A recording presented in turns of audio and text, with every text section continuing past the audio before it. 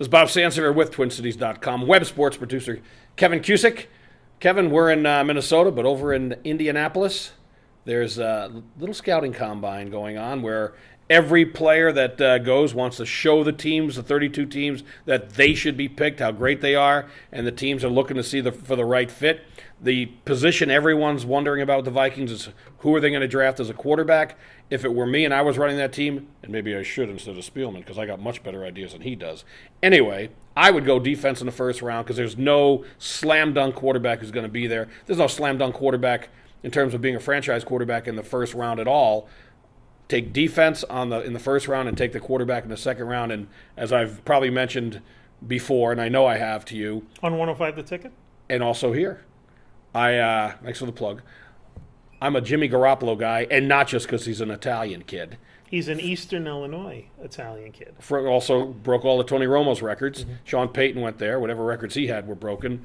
Over 5,000 yards passing, over 50 touchdowns in one season. Not too shabby. Mm-hmm. Your thoughts? Well, my thoughts is, first of all, the core. You talked about everyone who's going to be there. One person who's not going to be there, at least throwing, is Johnny Manziel. He's going to wait till his pro day, the last week in March, I believe. But everyone's focusing on the three main quarterbacks, and I would almost guarantee at this point, agreeing with you, the Vikings are not going to take a quarterback with the number 8 pick.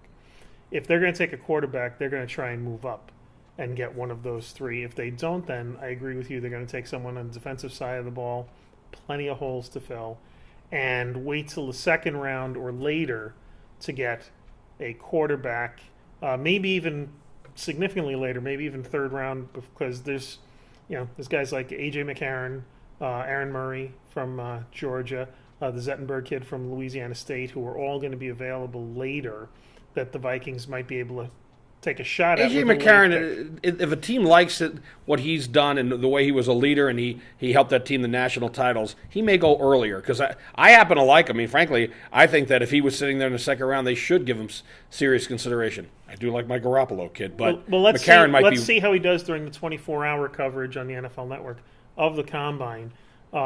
His stock could move up. One guy they're talking about who could really jump up this week, they're talking about is Derek Carr, the quarterback from Fresno State, who they think could be a very solid number 4 quarterback in the draft and would almost certainly be available for the Vikings, even if they traded down a little bit to the later rounds, which, a great football, thinker like Rick Spielman almost certainly is weighing the possibilities. If it were me, Xavier Rhodes on one side, Denard from Michigan State on the other. You've got your cornerbacks, especially after what people saw in Seattle and the DBs they had. You got to have good defensive backs, and I actually think their linebackers can be okay with the 2 Penn State kids they drafted last year, Mowdy and Hodges. I think you can make the argument that Denard is the best defensive player in the draft, despite the presence of Jadeveon Clowney, who got a very lukewarm endorsement today.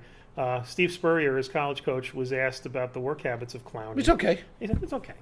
It's okay. His work habits okay. It's not okay. But Darqueze Denard is much better than okay. And if the Vikings can get him at the number 8 pick, I would stay right there and grab him, and then you've locked up that corner for 10 years.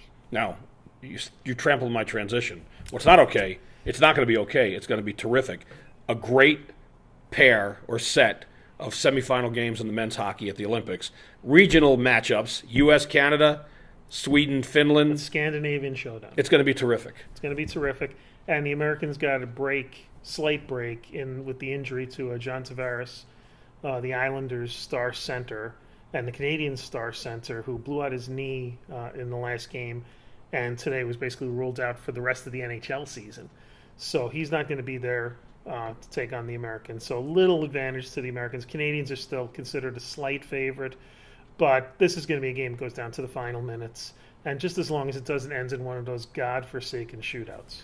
What do you mean? Unfortunately, what would happen? Sudden death overtime is the way God intended all sporting events to end. Do you go to sleep at night in the Olympics here if you're TJ Oshie and think, oh my God, what if it happens again and I go 0 for 6? This time instead of 4 for 6. Well, I'm sure the Warrior people would love nothing more than a nice 12-round shootout with him, and he was, he was, so good against the Russians in that role. But again, it's a sacrilege. It's like ending a baseball game with a home run derby. It's an old argument. I'm not the first one making it. But sudden death overtime, The players are dragging. Who wants it most? That's how gold medals should be handed out. Me, I like the shootout. Okay. I like the one-on-one. I think there should be more penalty shots in hockey. I hear George Zimmerman likes the shootout also. No, I'm going to see, how many times do you blink to show incredulation? Okay, that was a stretch. And then on that stretch, that's Kevin Cusick with the incredulous Zimmerman comment. And I'm Bob Sansevere, and as always, behind the scenes, making sure this all works. Who winced at the Zimmerman comment? Actually, I think she was going to take off a shoe and hurl it at you. Is C.J. Sinner. Which, by the way, you could maybe be characterized as some sort of a sinner for that comment. That's okay. I was an altar boy for 4 years. I have some credit built up. We won't even get into the altar boy comment. We'll talk to you again real soon.